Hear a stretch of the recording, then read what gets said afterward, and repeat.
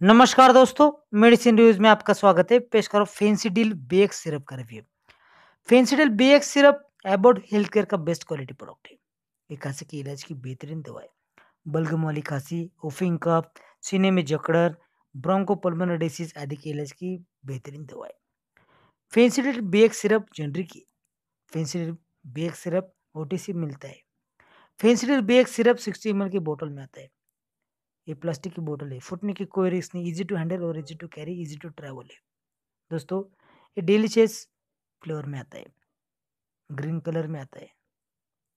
ये इमेज देखिए, यहाँ पे ये लोगो ये इंडिकेट करेगा कि आपने ओरिजिनल फेंसिडिल BX सिरप खरीदी है।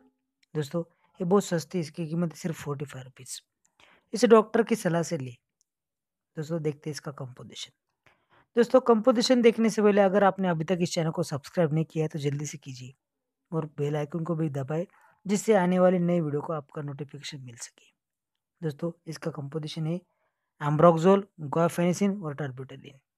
ये बेस्ट एंटीटसिव है, एक्सपेक्टोरेंट है।